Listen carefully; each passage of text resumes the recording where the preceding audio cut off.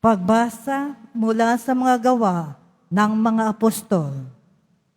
Noong mga araw na iyon, minabuti ng mga apostol ng matatanda at ng buong simbahan na pumili ng ilan sa kanila upang suguin sa Antioquia, kasama sina Pablo at Bernabe.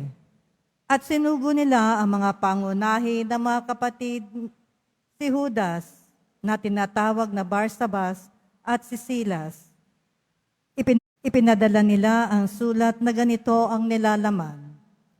Kaming mga apostol at matatanda ay bumabati sa mga kapatid na hentil sa Antioquia, sa Syria at Sicilia.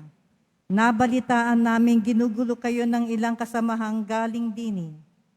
Pagamat hindi namin sila inutusan, di umano'y binabagabag kayo sa pamamagitan ng kanilang sinasabi. Kaya't napagkaisahan naming magpadala sa inyo ng mga sugo. Kasama sila ng ating minamahal na Bernabe at Pablo, na di nag-atubiling itaya ang kanilang buhay sa paglilingkod sa ating Panginoong Heso Kristo. Sinusugo nga namin sa inyo sina Judas at Silas upang ipaliwanag sa inyo ang nasasaad sa sulat na ito. Sa udyok ng Espiritu Santo, ang naging pasya namin ay huwag kayong atangan at ng iba pang pasanin maliban sa mga bagay na talagang kailangan. Huwag kayong kakain ng anumang inihandog sa mga Diyos-Diyosan, ng dugo at ng hayop na binigti. Huwag kayong makikiapid.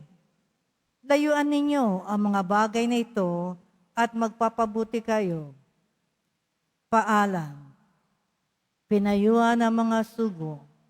Pagdating sa Antioquia, tinipon nila ang mga kapatid at ibinigay ang sulat.